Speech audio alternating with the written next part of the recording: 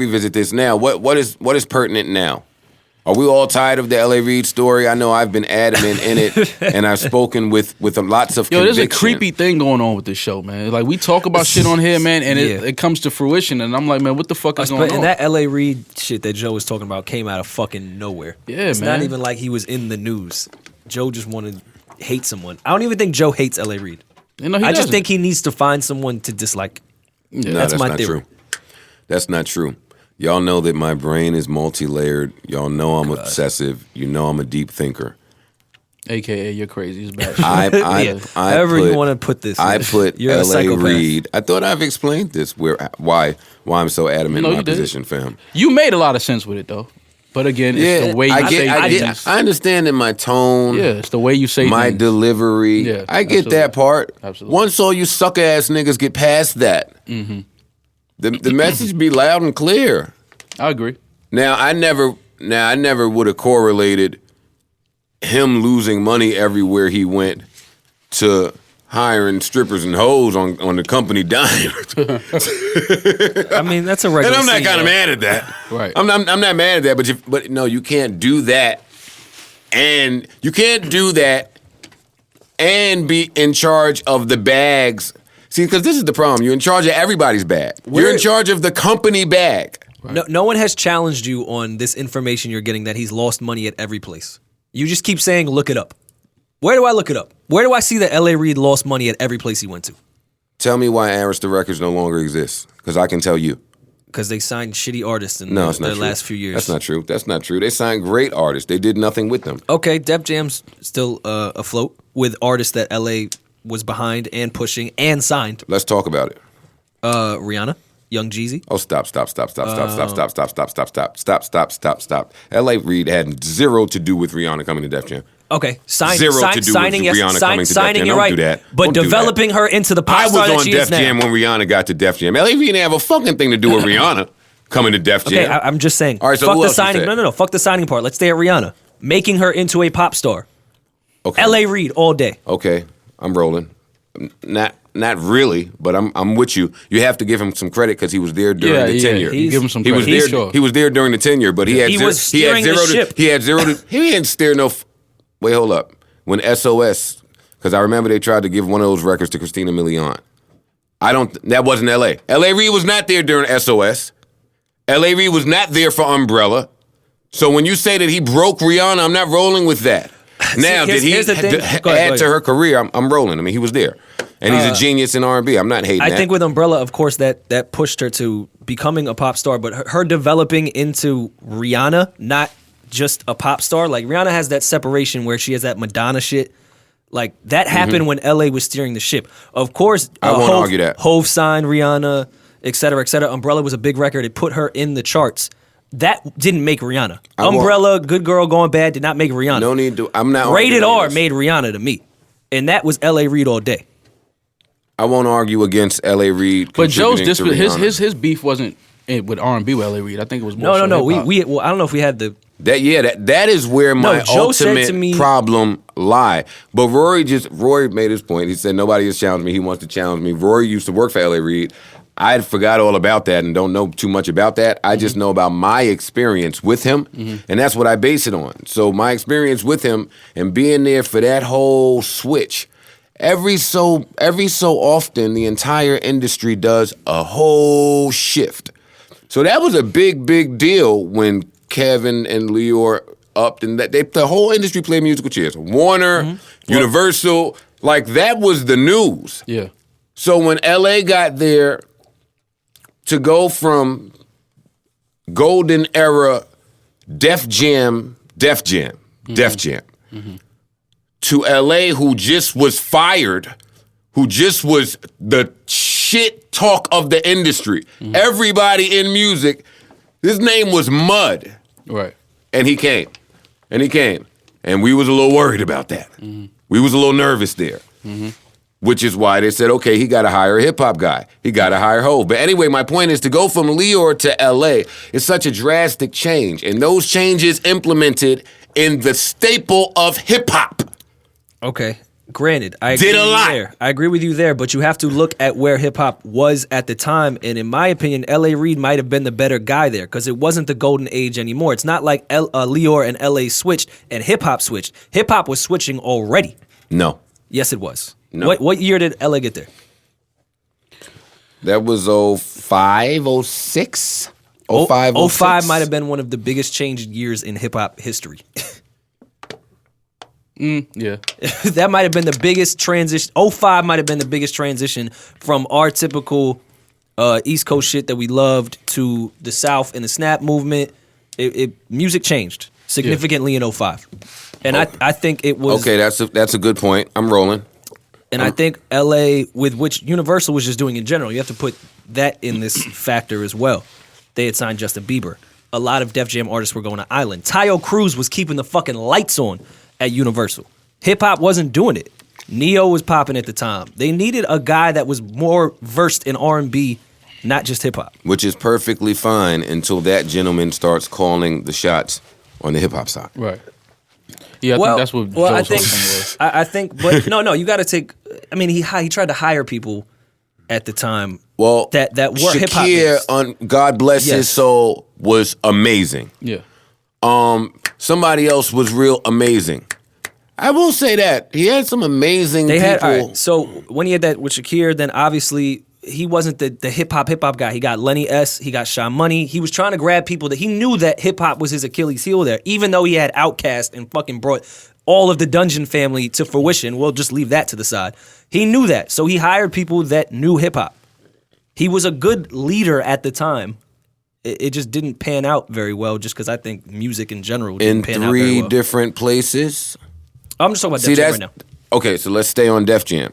So now you get to Def Jam, you change the entire business model, and underneath all of this, music was changing. There lie allegations of sexual misconduct. Don't even want to talk about that. Why?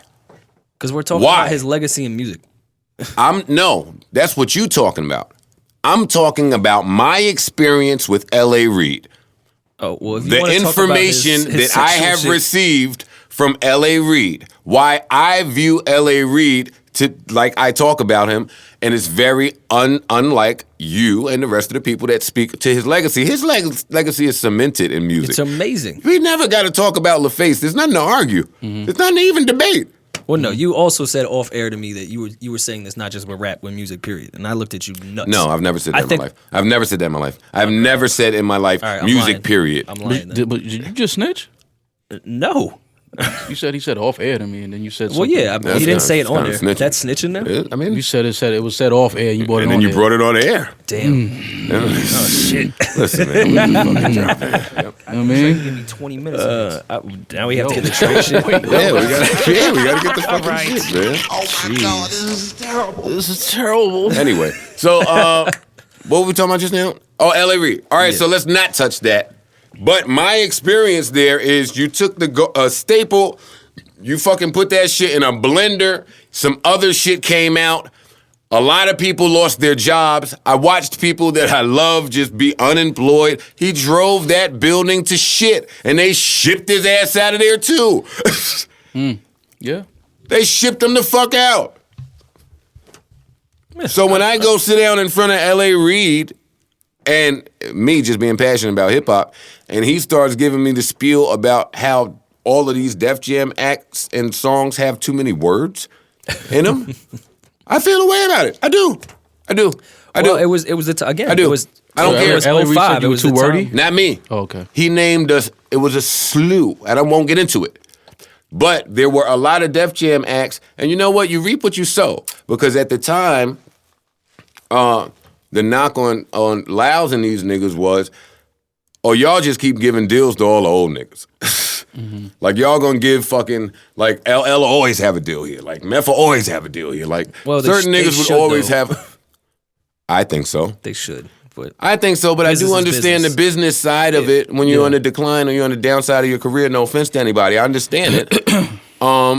So that was the knock there. So I'm all with new blood and doing things a different way. But that twist, and now to see where he is and what he is attached to, no. I don't credit LA for Khaled. I don't. Well, I credit Khaled for Khaled, but having someone steering the ship.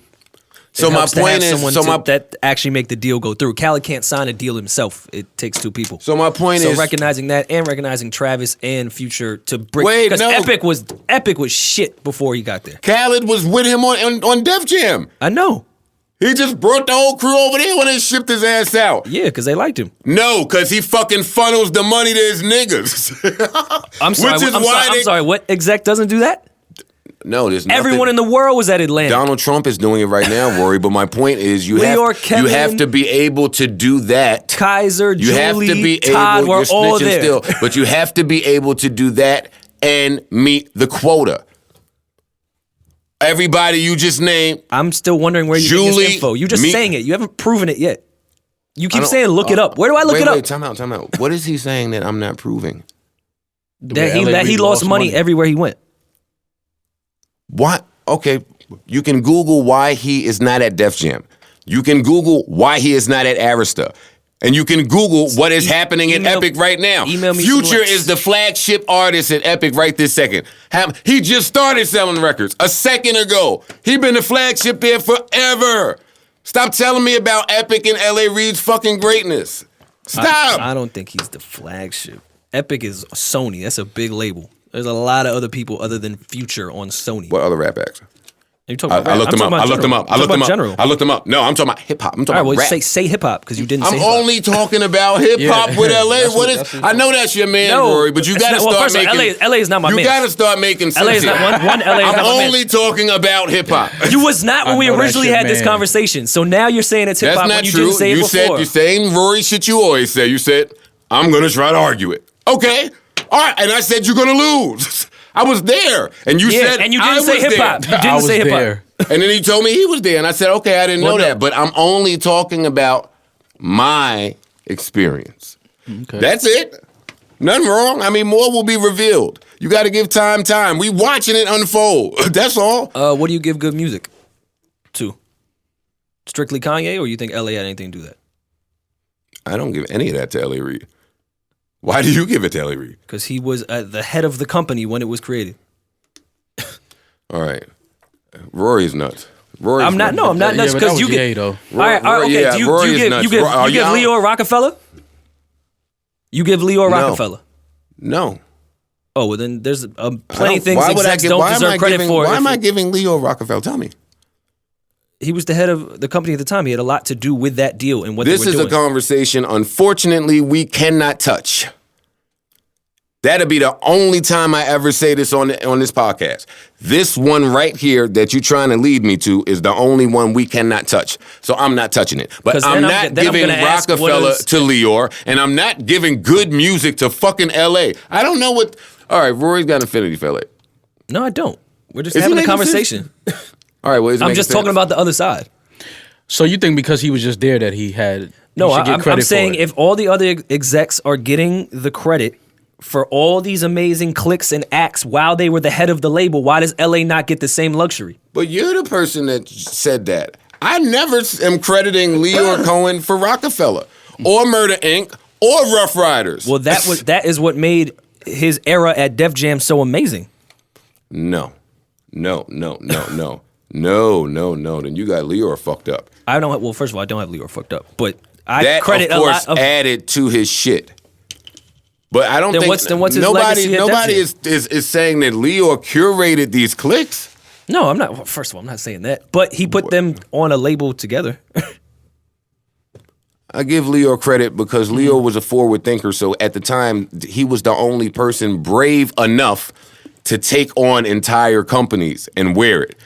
So I give him that. That's why he's a genius. He put that faith in niggas when it was taboo to do in music. Mm-hmm. So I give him that. But Leo's greatness, I can speak to that all day. I don't want to get into that. L.A., I'm not giving him good music. Jesus, Mary and Joseph. What else you want to get this nigga? God damn it. Young Jeezy. What? I'm finished with this conversation. Shakir brought him to L.A. and L.A. signed him. What are you talking about? I'm finished with this. All right, so then we're not giving any executive any credit ever. If that's the narrative you want to go with, we can't give any executive credit at all for anything that happens on a label. If you're leading the company and that's happening under you and you're approving everything on yes or no, you get credit for it. I give Lior credit for Rockefeller. I give L.A. Reid credit for Young Jeezy. Shakir brought him and said, yo, this guy is nice. L.A., yes, let's do it. Launched Jeezy's career. Rap music. I have a totally different recollection of that entire chain of events that Rory speaks of. All right. What are these chains of events you speak of, Rory? I don't remember that happening like that at all. I mean, I get it, but I don't. It's a lot of. L.A. Reid ain't have a fucking thing to do with Def Jam and then what was in the streets popping. He was nowhere near Def Jam when that record came out. Why are we crediting L.A. Reid? Google is our friend. All right. Google is our friend. All right. In May 2004, Jazzy Fuss manager sent Jeezy's demo to Shakir, vice president and artist, A&R at Def Jam. Stewart fell in love with the demo, heard it, took it to L.A. Reid. Reid recognized the talent and gave Stewart the green light to sign him. Jeezy was on Def Jam. Jeezy is a layover artist. When L.A. got there, Jeezy was there. That paperwork was happening. I don't know about all that. Let's Google when that record, when and then what hit the streets. Rory giving L.A. a lot of credit that he don't deserve. I'm just arguing the other side. What other side? I wish that L.A. gets like some credit here. It just in music. You giving L.A. All right, let's say that you're right because we ain't got time to Google. You giving L.A. credit for Shakir's greatness? No, well, hiring someone so great to then bring Jeezy to him, yeah. Which would be great. That's what a leader does. He hires people that are talented to then bring him the talent. That makes sense, Rory. If you're meeting the overhead, and you're meeting the quota, then you're right. Well, if you're doing all of these amazing things and you are hitting your mark quarterly. This is 05, so we wouldn't know at that point. It was his first year. I wish I could toss it to Nadeska right now.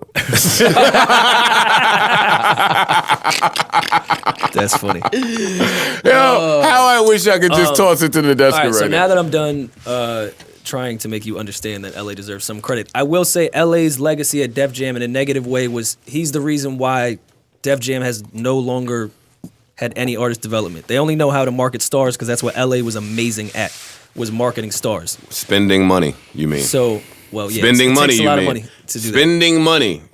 He knows how to spend a lot of money. Me too. I think Big Sean. Yeah, me too. I don't know how much of a genius you got to be to spend a lot of fucking money for a long time. Big Sean did that all on his fucking own.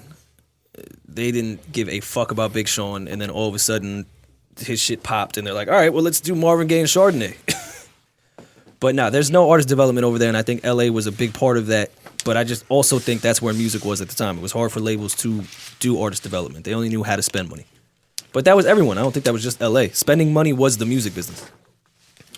Lior and Kevin did it. Everyone did it. They spent a shit ton of money. But Kevin and Lior adapted much better to it and found new ways, which makes them great. I promised the listeners that for the next few months, I refrain from speaking on L.A. Reid. I've said my piece. I'm on to the next. On to the next.